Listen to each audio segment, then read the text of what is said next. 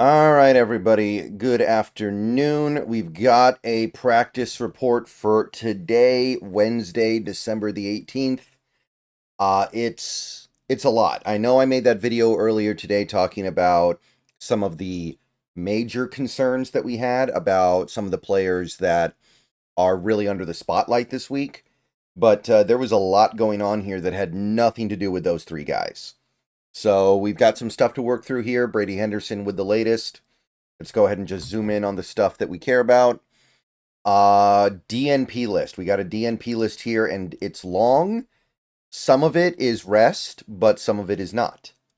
So you will notice, I guess, first, there's no Geno Smith, so that's good.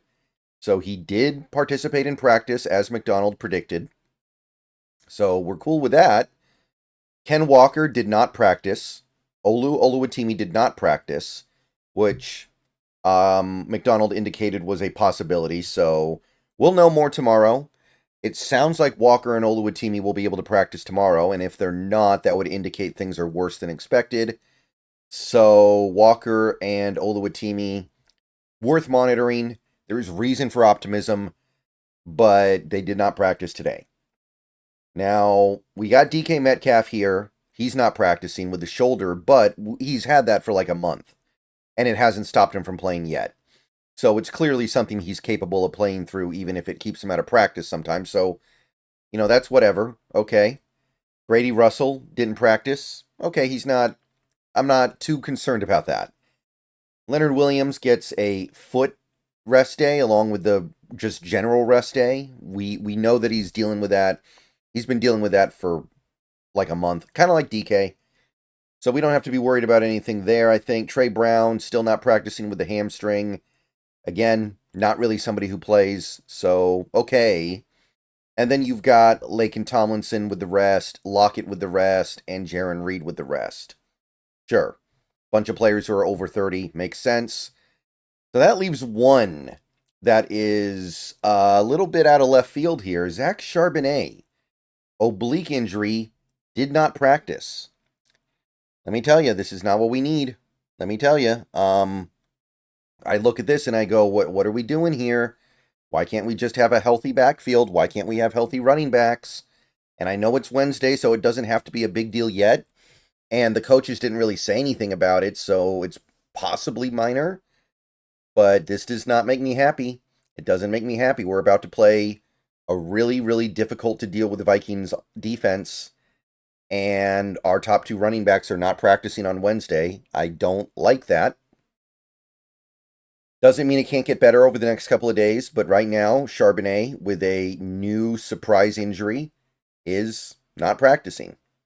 And I know that there's a big debate in the fan base right now between who's better, between Charbonnet and Walker, and people go back and forth on that. And I understand that everybody's going to have their own take on that right now, but realistically, I want to have both. Both are good players in their own way. And right now, we got neither. So hopefully that changes tomorrow. But right now, that's the one thing that you're looking at and going, okay, what is going on here? Limited participation. Again, if you're limited on Wednesday, you're almost certainly going to be able to play. We got Noah Fant. Seems like he's always injured, but it never keeps him out of the game, ever since he got to Seattle. Maybe that's why he looks so slow compared to how he looked in Denver. But he's limited with the knee. Ernest Jones limited with the knee. That's been kind of nagging him for a few weeks now, I think. Really frustrating that we keep picking up these little dings and scratches and just these little nagging injuries, and they never go away, it seems like. We just collect them, and then they stick with us forever. And then Trevis Gibson, who doesn't really play anymore with the ankle injury, limited. I forgot he was on the team. I think Mike McDonald forgot he was on the team, too, because he doesn't play. And then full participation. Okay, here's some... We like this. This is the one we were waiting on. Geno Smith, full participant. Very good sign. Looking positive over there. So it is pretty much... I think we can very safely assume Geno Smith will play against the Vikings. And maybe he won't be 100%, but he'll be pretty close. If you're a full participant on Wednesday, you can't be that bad off. Abe Lucas, also full participant with the knee. AJ Barner shows up on the injury report with a shoulder, but I guess it's not very serious because he's a full participant. Kayvon Wallace still trying to get off IR with the ankle injury. Was a full participant today. We'll see if he gets activated this week. By the way, one thing worth noting, Stone Forsythe has been activated. That's why he's not here. Stone Forsythe healthy, ready to go, ready to play. And Artie Burns did get back on the practice squad. So those two guys will not be listed here anymore because for one reason or another, there's no need to. But they are both presumably ready to go. Artie Burns could be activated from the practice squad for this next game, potentially. I'd like to see him activated because, if you're not going to bench Reek Woolen yet, okay. But you got to have a short leash on him.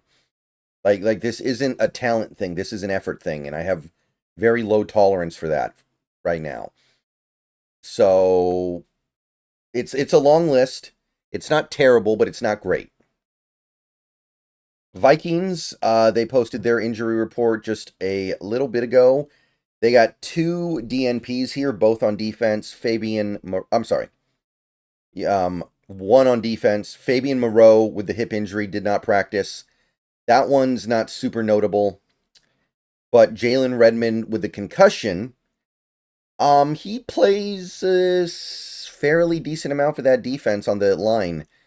And the concussion, like, you don't know what you're going to get with the concussion. That could definitely keep him out. And he's somebody who gives them like 15 to maybe 20 snaps a game at most. But he's pretty good, man. Jalen Redmond's been a good player for the Vikings this year, so that would be a significant loss. Fabian Moreau, I always get confused with him. There was the defensive back who was named Fabian not that long ago, and then there was a tight end named Fabian Moreau recently, and I always forget which one is which. But most of the interesting stuff here is baked into the Brian O'Neill knee injury, limited. He left that game last week for the Vikings against the, I think they played the Bears. Yeah, the Bears. And he did come back, but it's bothering him. And remember, this Vikings team already lost their starting left tackle for the season in Darisaw. So they don't need to be losing their right tackle as well. That tackle tandem was a big part of why they were playing so great. They lost half of it. They kind of replaced it a little bit, but they can't lose the other guy too. Brian O'Neill's good. Patrick Jones II, limited with the knee injury as well. So is Harrison Phillips. David Kessenberry with the oblique. And Harrison Smith, old man Harrison Smith, still cranking away back in that secondary. Foot injury limited. And then Stephon Gilmore and Josh Oliver were full, so they're almost certainly fine. So it's a lot nicer than ours, that's for sure. It's hard to look at this list of injuries and be like, yeah, I think our medical staff and I think our strength and conditioning coach is doing their job. Because then you look at the Vikings and you're like, wait a minute here. Why is it so different? Why is every team so much better? Except for, I guess, Detroit, right? Detroit's got more injuries than us. And they have it infinitely worse off than us right now, admittedly. All right. I'll see you guys later. Go Hawks. That's your injury report for Wednesday. We'll see what's going on tomorrow. Get a better picture of things. But right now, man, there's a big part of me that's just like, man, can you make it stop? Can you make it stop? We got, I think, 17 players here. Jeez.